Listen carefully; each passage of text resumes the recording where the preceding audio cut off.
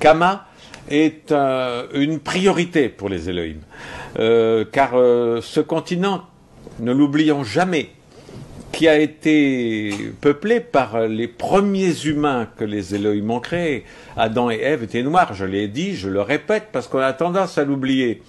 Alors, ensuite, comme vous le savez, et c'est pour ça que j'ai récemment nommé deux éminents professeurs guides honoraires de l'humanité, la civilisation africaine était florissante, était merveilleuse, quand les Européens vivaient encore dans des huttes, étaient extrêmement primitifs, ne connaissaient ni l'astronomie, ni la philosophie, absolument rien.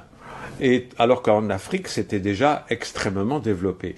Et puis, c'est monté, puisque, comme le disent ces deux éminents professeurs, l'Afrique des pharaons, que les Européens ont blanchi tout d'un coup parce que ça leur déplaisait, qu'il y a eu des civilisations avancées qui étaient noires. Ça, c'était insupportable, parce que sinon, ça pouvait pas cadrer avec la colonisation et avec l'esclavage. On colonise pas des gens qui sont plus avancés que vous. On colonise des gens qui sont un peu des singes, un peu en arrière, un peu... et on esclavagise aussi des gens comme ça, mais pas des gens qui sont plus en avance que vous. De la même façon qu'un des généraux de Napoléon, quand il est arrivé en Chine, quand il est arrivé, ils ont colonisé toute l'Asie, évidemment, l'Inde, puis la Chine, quand ils sont arrivés à Pékin, le Français, persuadé de sa supériorité, comme ils le sont toujours, à Versailles, le plus beau palais du monde, il arrive et il voit le palais d'été de l'empereur de Chine, qui fait ressembler Versailles à une niche à chien, parce que c'est tout petit à côté du palais d'été. Et non seulement extérieurement, mais la beauté, la culture, le raffinement, les écrits, tout ce qui est dedans est tellement plus beau que la culture française qu'il est en colère et qui fait brûler le palais d'été de l'empereur de Chine, qui va brûler pendant des mois tellement il est grand, parce qu'il supporte pas. Ils ne peuvent pas coloniser un pays dont la culture est plus belle que la leur. C'est la même chose en Afrique. Vous savez que, comme ces deux professeurs l'ont dit, la civilisation grecque, parce que ça c'est le mythe de la civilisation grecque qui a donné la plus belle civilisation du monde, pas du tout. Il y avait parmi les Grecs des Noirs aussi.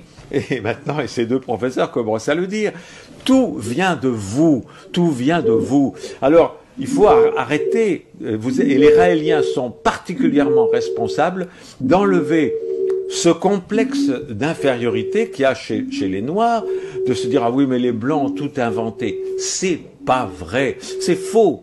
Vous avez tout inventé. Les Elohim sont avec vous dans ce combat qui est un combat très long. Vous travaillez pour vos enfants et vos petits-enfants, mais il faut le faire. Parce que, de la même façon que vous devez, par respect pour vos arrière-arrière-grands-parents qui ont été massacrés et esclavagisés, abandonner les religions occidentales, la langue occidentale. Je vous parle en français, j'espère que dans le futur, je pourrai vous parler en anglais. Pourquoi ?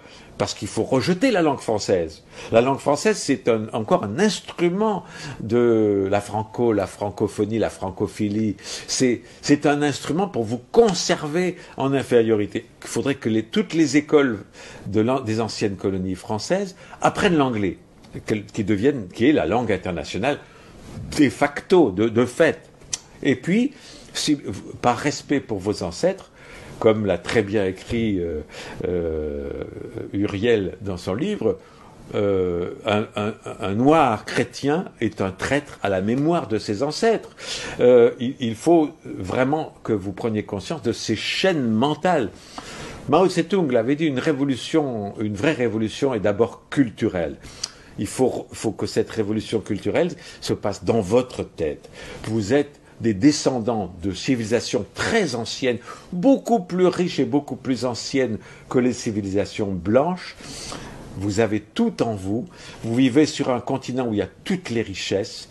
Vous avez des génies en herbe et adultes. Ces deux professeurs en sont des exemples. Vous avez les plus belles femmes du monde. J'en vois qui sont ici assises au premier rang. Vous avez tout.